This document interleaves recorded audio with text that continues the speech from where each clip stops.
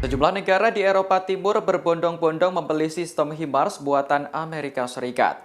Negara-negara tersebut mulai meningkatkan militernya untuk menghadapi kemungkinan ancaman Rusia. Adapun penggunaan HIMARS dalam perang Ukraina dinilai cukup berdampak signifikan. Negara-negara seperti Polandia, Latvia, Lituania, dan Estonia sedang dalam proses pembelian sistem roket artileri mobilitas tinggi atau HIMARS dari Amerika Serikat. Menteri Pertahanan Polandia, Mariusz Błaszczak, pada bulan Mei mengatakan bahwa serangan Rusia di Ukraina adalah peringatan untuk memperluas dan memodernisasi militer Polandia. Tak lama setelah itu, Błaszczak mengumumkan di Twitter bahwa dia telah meminta dari Amerika Serikat sekitar 500 peluncur dan amunisi HIMARS M142.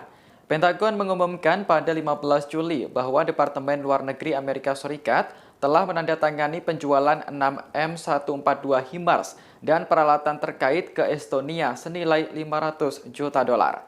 Pengumuman itu mencatat bahwa Estonia juga merupakan anggota NATO dan penjualan itu akan membantunya mencegah ancaman regional sambil memajukan kepentingan Amerika Serikat. Menteri Pertahanan Estonia, Kusti Sal, mengatakan bahwa Rusia memiliki pangkalan militer yang dekat dengan perbatasan dengan negara-negara Baltik.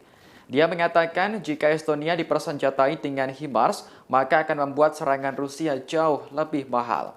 Dikutip dari Newsweek, Pentagon sebelumnya telah mempersenjatai Ukraina dengan sistem HIMARS untuk melawan Rusia. Senjata itu cukup ampuh untuk menghancurkan gudang amunisi, pos komando, dan jembatan dari jauh. Menteri Luar Negeri Lituania, Gabrielius Landsbergis, mendukung penggunaan HIMARS dalam perang Ukraina. Menurutnya hal itu sangat penting untuk membuka blokir pelabuhan di Odessa untuk pengiriman biji-bijian.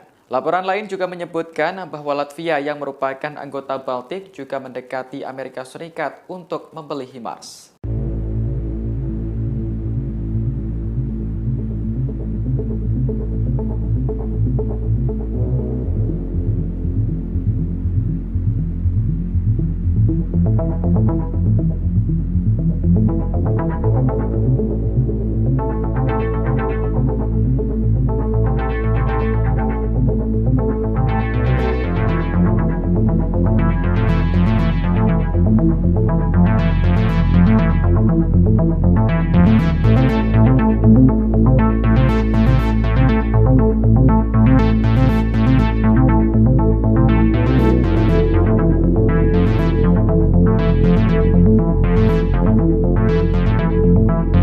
As of today, we have transferred 12 HIMARS to Ukraine.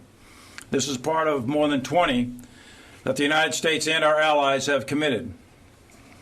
Trained also are 200 Ukrainians on the HIMARS, and that training continues with many more.